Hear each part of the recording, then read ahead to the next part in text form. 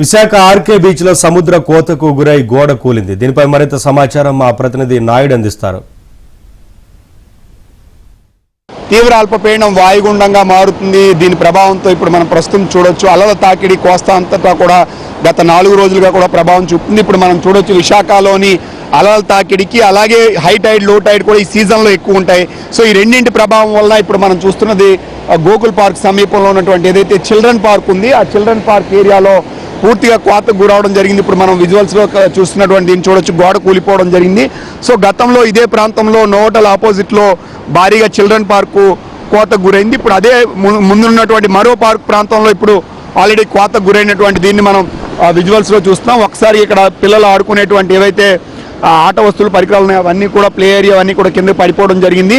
So already GVMC అధికారులు వీటిని గుర్తించి సో ఇటు రాకుండా అడ్డుకట్ట వేశారు. అయితే మిగతా ఏరియాలో కూడా ఆల్రెడీ టైడ్ అనేది ఆల్రెడీ తగిలేటువంటి ప్రమాదం. అయితే ఇక్కడ ప్రొటెక్షన్ ఏర్పాటు చేసినప్పటికి కూడా హై టైడ్ ఎక్కువగా రావడం వల్ల దానికి తోడు ఇప్పుడు వర్షాలు కూడా కంటిన్యూగా పడడం వల్ల ఒకసారిగా ఇదంతా కూడా కింద కూలిపోయినటువంటి దీన్ని చూస్తున్నాం. ఆ పక్కన ఉన్నటువంటి ప్రాంతం మనం చూస్తే ఇదంతా కూడా ఎప్పుడు పడిపోతుందో తెలియనటువంటి పరిస్థితి.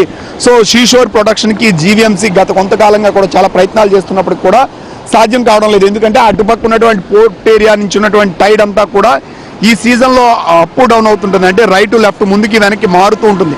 సో మారినప్పుడు ఈ ప్రాంతంలోనే ఎక్కువగా కోతకు గురయ్యేటువంటి ప్రమాదం ఉందని నిపుణులు ఎప్పటి నుంచో హెచ్చరిస్తున్నటువంటి పరిస్థితి ఉంది. దీనికి పోర్టు ప్రతి ఏడాది కూడా లోపల డ్రెజ్ చేసి అక్కడ ఉన్నటువంటి ఇసుకను తీసుకొచ్చి ఇక్కడ వేస్తూ ఉంటుంది. బట్ ఎంత వేసినప్పుడు కూడా సీజన్లో ఆటోమేటిక్గా కోతకైతే గురవుతుంది. గతంలోనే దీన్ని ప్రొటెక్ట్ చేయడానికి మనం ఆల్రెడీ రైట్ సైడ్ కానీ చూస్తే ప్రొటెక్ట్ చేయడానికి కావాల్సినటువంటి భారీ బౌల్డర్స్ అన్నింటినీ కూడా ఇక్కడ అధికారులు కానీ వీళ్ళు కానీ వేశారు. ఆ భారీ బౌల్డర్స్ అన్నీ కూడా ఇప్పుడు అలల తాకిడి పూర్తిగా కిందకి వెళ్ళిపోయి వాటిని దాటి వచ్చినటువంటి పరిస్థితి అయితే మనకు కనిపిస్తుంది అనేది స్పష్టంగా తెలుస్తుంది. సో దీనికి ఖచ్చితంగా ఇప్పుడు మనం ఉన్నటువంటి ప్రాంతం ఏదైతే ఇక్కడ కనిపిస్తుందో ఇది కూడా వర్షాలు కానీ కంటిన్యూగా పడితే నాని ఇది కిందకు పడిపోయేటువంటి ప్రమాదం అయితే ఉంది. సో దీనికి సంబంధించి జీవీఎంసీ అధికారులు ఎప్పటికప్పుడు చర్యలు తీసుకోవాల్సినటువంటి అవసరం ఉంది. షీప్ ప్రొటెక్షన్కి ఎన్నిసార్లు కూడా చర్యలు తీసుకున్నప్పటికి కూడా సో ఈ సీజన్లో సాధారణంగా 9వ నెల సెకండ్ వీక్ నుంచి స్టార్ట్ అయ్యి జనవరి వరకు కూడా అలల తాకిడి అనేది ఎప్పుడు ఎక్కువగానే ఉంటుంది.